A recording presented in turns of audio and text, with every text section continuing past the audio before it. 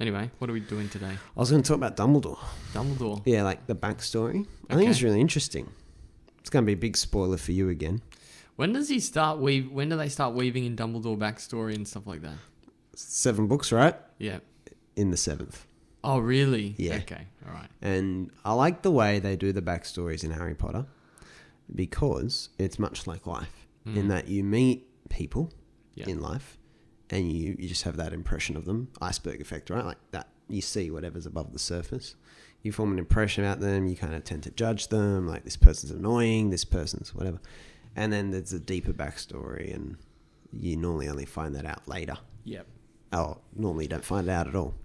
That's how they kind of do Voldemort and Dumbledore. Voldemort's kind of backstory is built in the 6th book. Yeah. And Dumbledore's backstory, like the heart of his backstory really, is explored in the 7th, at the start of the 7th book. Right. So, which is just straight after his, another spoiler alert for you.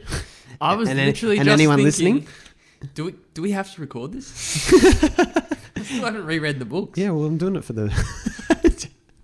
I'm looking at you like... I gave you like August. Mate, I think I read them, and I gave you ages to read them. I'm still stuck at year 3 level reading. It's probably more. Actually, you never got the 5th gold star. You're just still on the dolphin. I don't know if that was swimming lessons where they gave you. Yeah, that would be swimming lessons. Anywho, the huge big spoilers. It's after he's died, and so Harry has to piece together this. He has to piece together this conflicting information about someone he put on a pedestal. Yeah. Because Dumbledore is kind of like he's the light and hope, right? He's there like, we're safe as long as we have Dumbledore. Yep. And he's the only person that Voldemort fears. And, he's the headmaster of the school and he's wise and the greatest wizard of all his time. So he's like their, he really is held in high esteem. He seems like a perfect person. It's often the way we grow up looking at parents. Initially, we look at them as like these perfect, flawless people.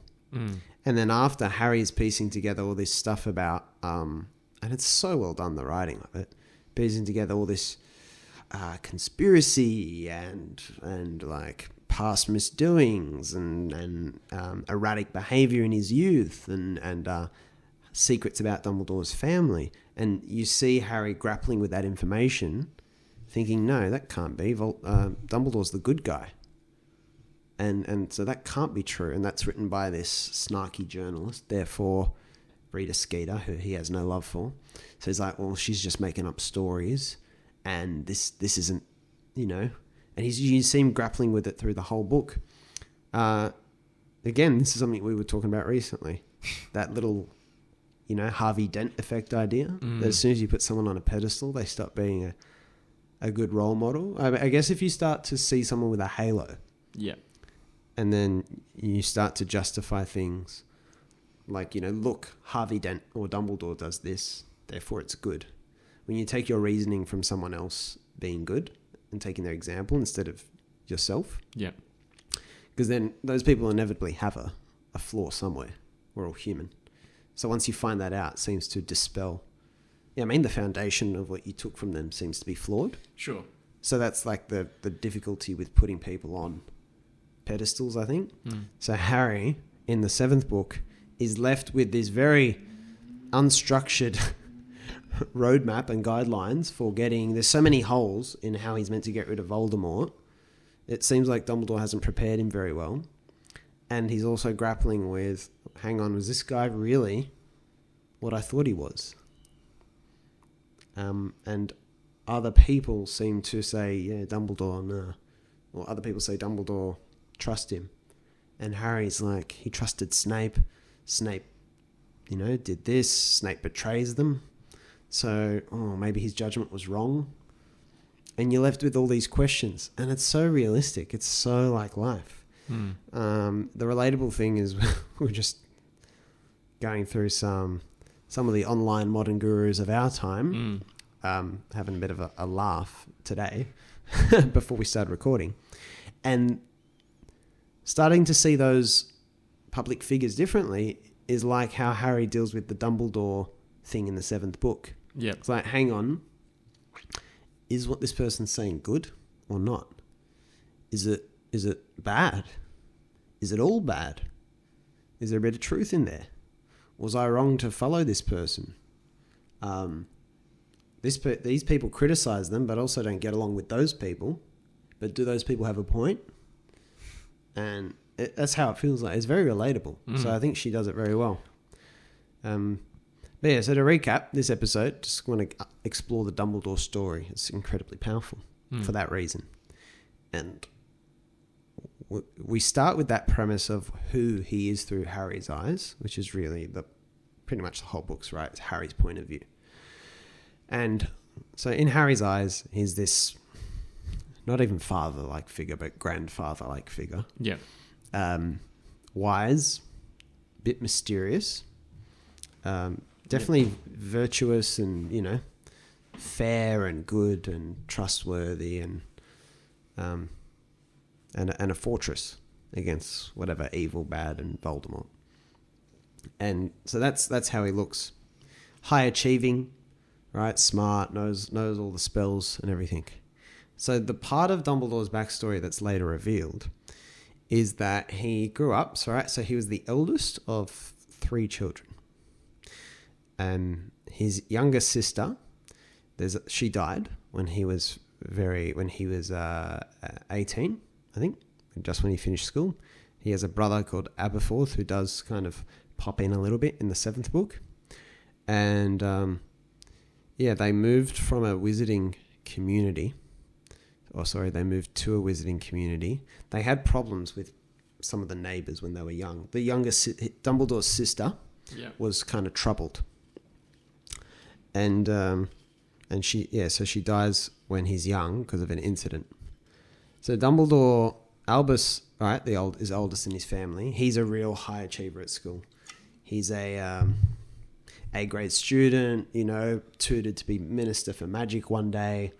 So seemingly the top job, he's well beyond his years. He writes even as a teenager to the great wizards of his time and stuff like that. And he's on a real, high achievers trajectory. And again, not dissimilar to what Tom Riddle, aka Voldemort, is like at school. The head boy, crushes it, as Gary Vee would say. So he's on that trajectory. And again, very relevant to the times we're in. That's the narrative of what success looks like normally. But I think we suspect on this podcast there's probably something much more deeper that's much more valuable. So Dumbledore's, he leaves school. He's got ambitions to travel the world. He's young. He's very ambitious. His brother is much more, Aberforth is much more kind of modest. Right? Not the kind of high achiever. Is this starting to sound a bit familiar and a bit relatable? Right? I've heard of... You've heard of this dynamic before? Someone I knew in high school. Did we go to the same school together? Yeah, we might have. So you got that dynamic of he's a much more just, average, as the self-help people would say. Average. He's much more average, or maybe normal, or... Yeah. And then the younger sister's troubled. And this is gradually pieced together, and it's revealed right at the end of the 7th book. But, this is not... you're not going to die knowing this. But his younger sister met Muggles. She was a young girl. Yeah. And these Muggles in the backyard or something, young boys, I guess they didn't understand her and they were afraid of her because she could do magic. Yeah. So they essentially, I don't know if they bullied her or abused her, like physically, like beat her up or something. And it's kind of alluded to, but they did something to harm her, right, when she was young. And Albus Dumbledore's dad, in trying to defend or avenge his daughter, I think kills some of these Muggle boys for hurting his daughter. So he actually goes to prison. And then the mother eventually dies later as well. And his sister, whose name I've temporarily forgotten, but she's like again, this is so hits me with my experiences.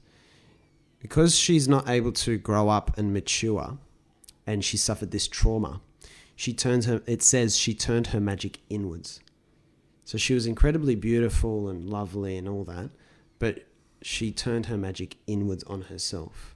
So she never went to school. She struggled, right, to live a kind of everyday life. And so she's kind of, and this is the image to me of the traumatized child. And we could do a whole huge segue and tangent here into stuff like what Gabor Mate, the doctor, the Hungarian Canadian doctor's work is about with trauma, and that people who are more sensitive to pain, but also more sensitive to beauty. So if you think about the damaged artists in society, the Amy Winehouses and the Michael Jacksons and those people, that's who Dumbledore's younger sister reminds me of. The beautiful, the trauma, and the beauty of, but she can't magic for our everyday, our lay world, our non-Harry Potter world. Magic might be something. Its closest translation might be creativity for us. Because creativity has many forms. It's not just painting and writing fiction books and stuff, obviously, right? Yeah, yeah. So, and that's what I see when I see Harry Potter. I see magic as creativity for us, and the spark that comes from somewhere. And she's never able to really develop it, and she has this beauty, but it turns inward on her, and that reminds me of what often those traumatized people, who are often very sensitive and can create some beautiful things when they express it, but also really struggle, and it's turned inwardly on themselves. And so that's Dumbledore's sister, and it reminds me of so many people I've met doing the constant student stuff. Younger people, especially younger people who've had that difficult childhood, but as a result have this compassion and open-mindedness that I think their challenges forged. Now, this is where Dumbledore's story gets interesting. Dumbledore has these ideas, young Dumbledore has these ideas about making the world better as a naturally young, ambitious person, and starts to think about what's the greater good. And his neighbour in the wizarding town he lives has a nephew who's the same age, called Grindelwald, and he's from overseas. He's from overseas. Is he from Hungary or can't remember, Bulgaria or something like that? And so he's which is sometimes the darker magic part of the world. Yep. And so he comes one summer to he's investigating these things. People who've read the books will know what the Deathly Hallows are. He's investigating these famous magic artifacts, right? Because there's a lot of powers, and he's Dumbledore's match, basically. Right. He's someone with equal ability, equal ambition. So they meet each other, and then they start really reinforcing each other because they finally found someone like-minded and likewise ability. And so people naturally form an affinity at that level. They just have so much in common. And then they start, and there's letters, I think, that are captured between them that are in the books, if I'm remembering correctly. And they frequently are talking about how they're going to change the world together. Go traveling, whatever, learn from the best, and change the world together, and do it all for the greater good. For the greater good. And there's a thing about, like, one of them, obviously, so you're aware of the Muggle dynamic. One of those ideas about how they're going to make the world better is they're going to let wizards come out of hiding to the Muggles, let the Muggles know that there are wizards and there's magic in the world, but rule over them, right? For the Muggles' benefit,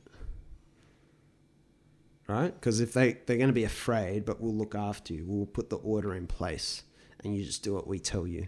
That's my impression. That's my takeaway of what their proposal or what their dream is or their vision or whatever together. So this is the Albus Dumbledore.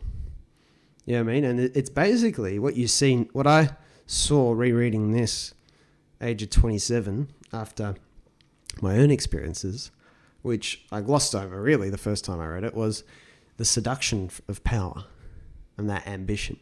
If you remember, Slytherin is the kind of little hints from J.K. Rowling. Slytherin, the kind of dark house, is it's known for ambition. Yeah. It's not evil, it's ambition. And you see that, right? You start to see where that was in young Dumbledore.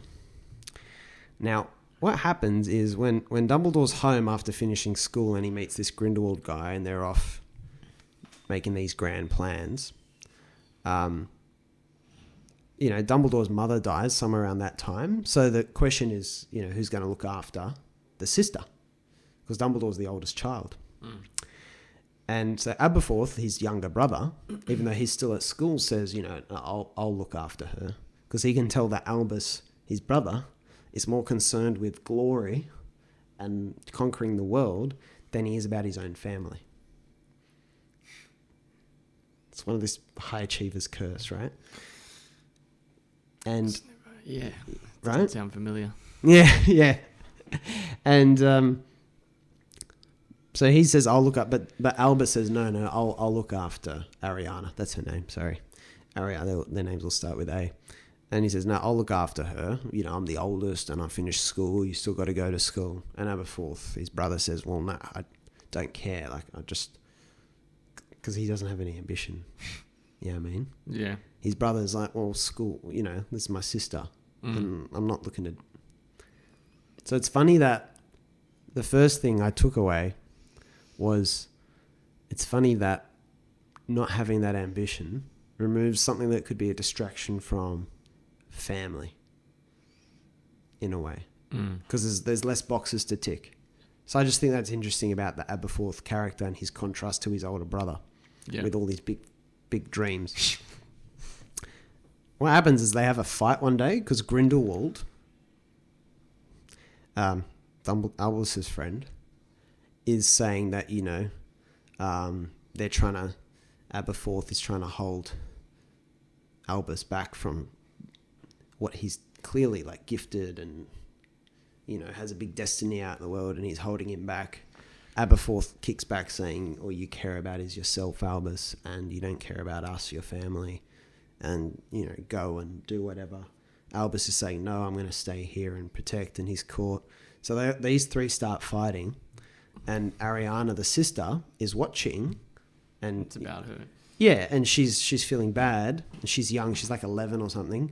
She's like, don't fight, and she wants to help, but because she can't control her magic, even though she's got so much, because again the trauma turned it all inward, she ends up dying. All right, it backfires on herself and she dies. So she dies incredibly young and tragically as a result of the ambition. Well, the ambition creates the tension, and that is the moment where Albus Dumbledore wakes up to himself, kind of. The young Albus Dumbledore. That's when he realizes how foolish he was, and he doesn't go off with Grindelwald anymore. He stays back.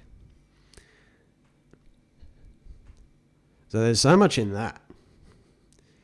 But then, what happens next is Grindelwald flees, obviously. Yeah. Oh, no. Just in terms of the depth of it, not the spoilers. I know. I'm yeah, I know. It's all good. But you don't have to worry.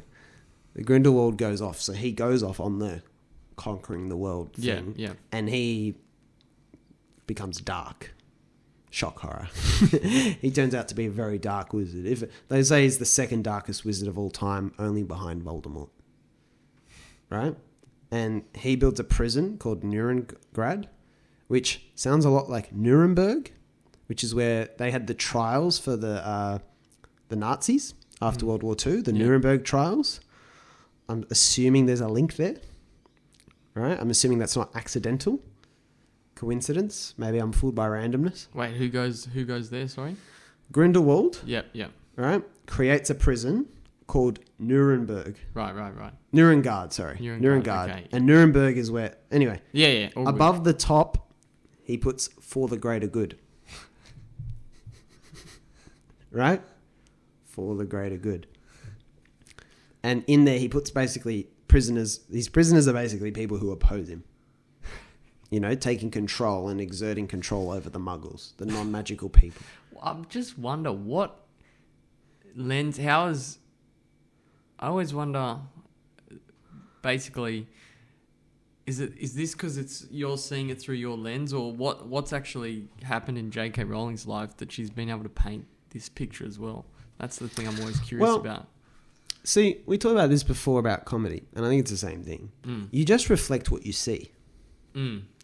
And because stories just contain the meaning, if you observe a story and you just share that story without knowing the wisdom in it, you can just pass it on. And it might not have been anything you necessarily experienced directly. Now, this is that thing is the Nazi tale in a way, right? It's not just the Nazi tale, but that's pretty famous in the West as a story of, you know, think they're doing good. Yep.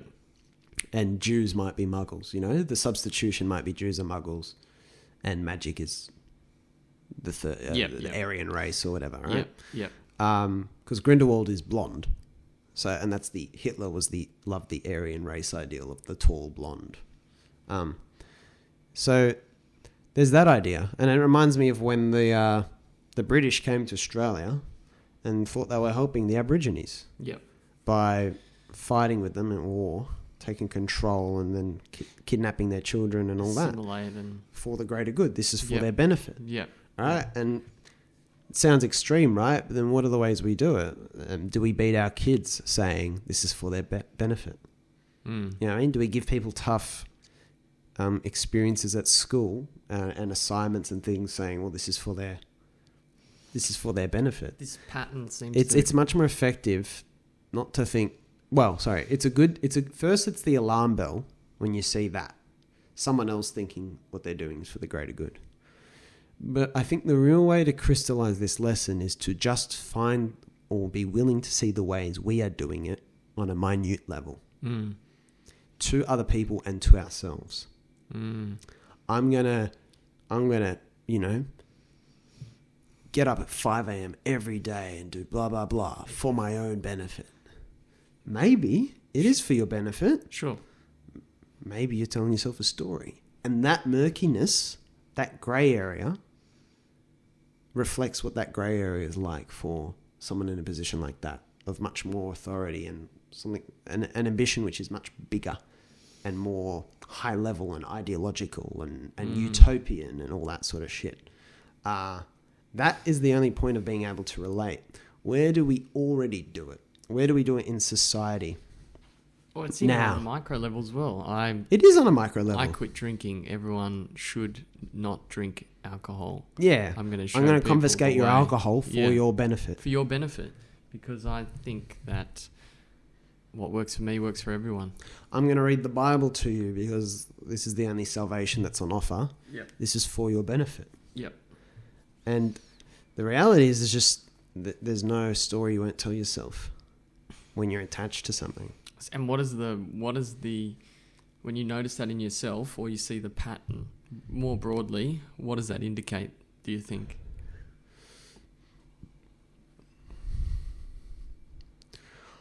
Well, it's an open-ended question and there's a lot of angles, but I think the general, with my current thinking and experiences, good Gillyism. Yeah. With my current thinking and experiences, I want to hook out of that the concept of hypocrisy. Yeah. And hypocrisy to me is a symbol of an insecurity somewhere. And an attachment, more accurately an attachment.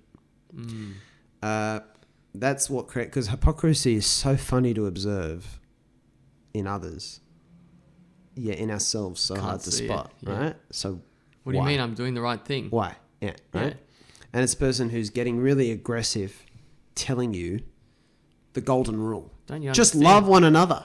As Jesus loved you, you dickhead.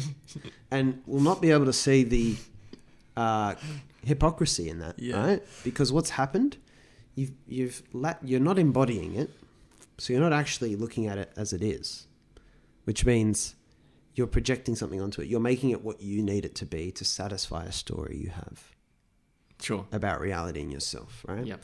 And this is my current thinking. And then you Don't mean to laugh at you. that's all right. I mean, someone should. I always will. Don't worry. Yeah, it's good. Well, it's the healthiest thing to deflate the ego. So it's laughter or self-deprecating humor. You're bending logic and information and other people's words. You're just bending it to suit the play you're writing, and demanding other people act their part. But it compels you. It is so compelling because Through emotion you need it to fill some hole inside you. Yeah, but it's very fleeting. Yes. I find it's like, oh, it can be maybe for you, but for the Grindelwalds and you know what I mean? It's not fleeting. Yeah, and that's the gift of with awareness. It is fleeting, and it probably still comes when we lack awareness. And I think that's the danger of when there's enough skeletons in your closet. Sometimes it's too confronting to see the story that this wasn't worth it. Right? If people have to die or they have to suffer because of what you're asserting is the way or is the truth, and you think their sacrifice is worthy because this is for the greater good, I suspect there comes a point where it's just too confronting to entertain the idea that you were actually 100% wrong. Yes. So imagine a parent, who worked 20 or 30 years and was really aggressive on their kid at school and all this stuff, to then turn around and say, oh yeah, maybe all that stuff we push towards is not worthwhile at all. If you've written books about stuff, right, and you've done talks and you've made a fortune on it, and it's all sitting on this foundation of that idea about what was good. It's all resting on that foundation. How likely and how hard is it cognitively, psychologically, to question the foundation? Because if you yank something out, the whole thing comes tumbling down. That's why people like the Stoics and all that, and many of the epicenters of many religions and belief systems, emphasize that the real strength is having no attachments, having nothing. It's the ultimate freedom. When you got something to defend, like a piece of land, you know what I mean? If I don't ever own a property, there's no risk of having to deal with things like flood damage, and well, it's not my responsibility. But the more property I own, the more liability there is, as we've talked about in the past. The more things that can go wrong. That's the same with the ideas you cling to, and the stories about good, and the beliefs you cling to. So, now it's going to press on something a bit sensitive, but it's why really aggressive belief systems are, by nature, the premise of them, super dangerous. What do they do? And wrong. So if I was to steel man this, yeah, straw man. Straw man. Yeah. What would So you're just not going to believe in anything then?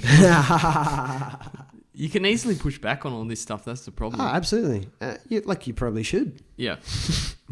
You probably should, for the same reasons of what we're saying. It certainly feels to me, based on my current experience right now, a lot lighter, a lot more peaceful, not to hang on to, various things that I believed in the past. But it's going to be so different for everybody. It will. And language is a very imprecise way of... Yeah. Even when you say peaceful, what does that mean? It's a very imprecise way of sharing it with people. Yes. It's just a very interesting way of highlighting it. And that's all we can really do. I love what, again, I think Gilly said last week when we were doing that interview. Yeah. All we can do is put stuff on the table. That's true. And I like how all we can do is put stuff on the Gilly table. always, like water. It's always the own experience, basically. Yeah, it's our own experience.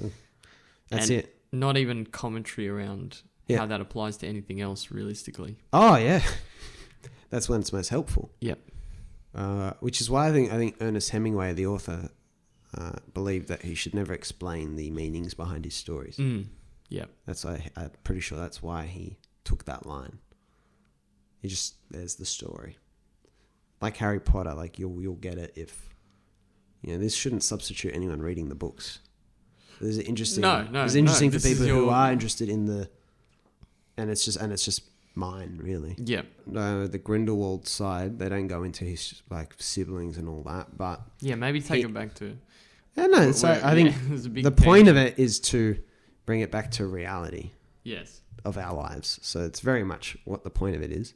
It's not a segue really. He just goes down that dark path though.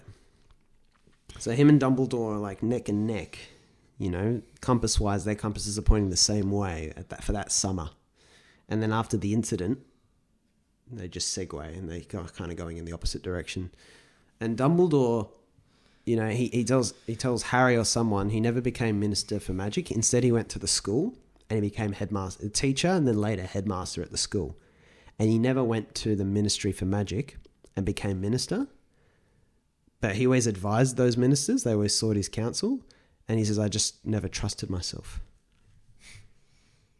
Because he saw how corruptive power is. Which is one of the big... Obviously, it's a driving theme. Yeah. That's the corruptive and seductive nature of power, no matter who you are. So, interestingly, Dumbledore is... Grindelwald goes real bad. And Dumbledore's... Like, they keep asking Dumbledore to intervene because he's the only person that can... He's the only person that can possibly match him because Grindelwald is a very advanced wizard and he's very dark. And I don't know if he's killing people or what.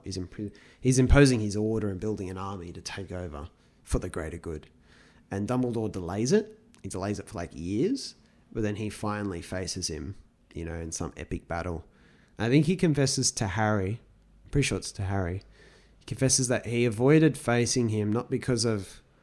He was worried about he wouldn't beat him in a duel, but it was confronting the sins of his past. Because of how he was... Him and Grindelwald were one and the same. And we get the dynamic we're going to talk about a lot in this series. We get that dynamic of the enemy you see out there also has a stake inside you. So it's like Harry has a piece of Voldemort's soul inside him. And Dumbledore in that moment sees in Grindelwald and remembers that part which was in him, which he remains fearful of for the rest of his life. And so he's the only one that can actually go and conquer that, This is very powerful construction of these dynamics of the false story. And Grindelwald ends up back in the prison he created, by the way. I must mention that. The Nurmengard place that he builds, he ends up imprisoned in there. That's some beautiful irony. We need to put you away now for the greater good. And I think apparently he kind of regrets it. Comes back to that point. It's like comes back to that point. Big loop, and then you're now what you set out to destroy. You are what you set out to destroy. How much we see people becoming what they set out to destroy. So, when you look at the figure of Albus Dumbledore, right? We may have touched on it in earlier episodes already, but, we'll talk about it more to come. He doesn't teach Harry any spells. Even though he knows more spells than anyone, right? And he knows all this magic advantage. He never teaches Harry any spells. He knows that sometimes Harry, Hermione, and Ron, even as young kids, are trying to fight, like... the biggest of evils, very dangerous stuff. But he lets them have a go anyway. He lets them have a crack. Which is opposite of what we do in the education system, where it's about the consistent sheltering and you're not ready, now you're ready, but now you're ready to not be ready on another level. And now we'll look after you in this way. And, he spots a young Voldemort at Hogwarts, he's the one who sees him when he's a kid, already has some dark attributes. He doesn't kill him as a young child, right? He doesn't necessarily know he's going to be so as dark as he becomes. He just keeps a watchful eye on him. He doesn't go, everyone, this teenager, we need to watch him, or we need to lock him up or something like that.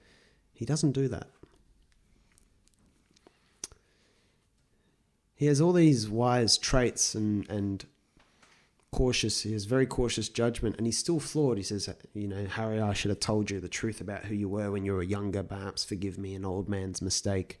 Hey everyone, hope you're enjoying the episode. Just remember that any more like this are available on the channel. If you ever want more in terms of sometimes I share short stories I write, articles, and also updates around things in my world like comedy work, The Constant Student, book releases, things like that. I have an email newsletter called The Doorman. It's a Substack-based newsletter, and you can sign up for that. Just find the link in the description or the show notes based on wherever you're watching or listening to the episode. Thanks, and enjoy the wrap-up. Stuff like that. So you start, and so that wisdom and that ability to just stay and halt his ambition and never become Minister for Magic, you just see in his backstory, you see all the reasons why. And you see how it took something as dramatic as his sister's premature death, very much, and they don't know who exactly killed her, exactly, like they all cast spells and one of them hit her, and they don't know exactly. And that's like J.K. Rowling showing it takes that dynamic for those bad things to happen, and you just contribute to it and create those situations. And so it takes all that for him to really learn that lesson. And that is why I think he's the way he is. That's why he's so wise.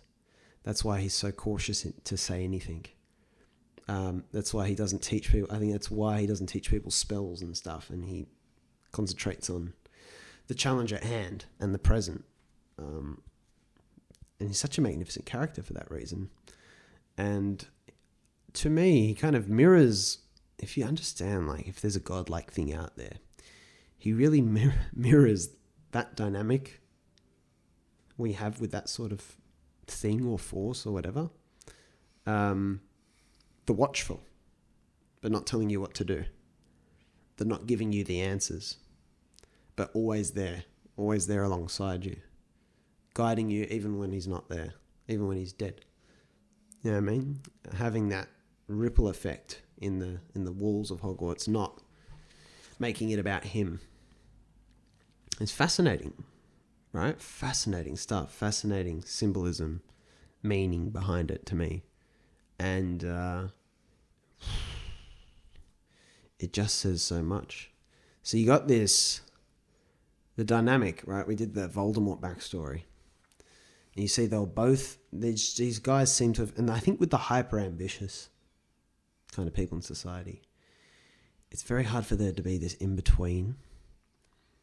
It's so likely that you're going to end up in the Voldemort extreme or eventually the Dumbledore extreme, if that makes sense. When there's that much drive behind someone, it's very hard for it to end up in the middle, maybe.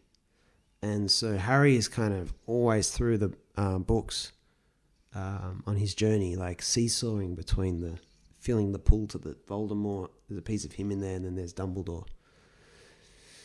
And Dumbledore is just, it's fascinating. You get this wise, long-bearded fellow, and then you start to get revealed what makes him who he is. And it's all there. It's all very, it's all kind of established in that backstory. It's very well done. Yeah, she killed it, right? Couldn't do it better.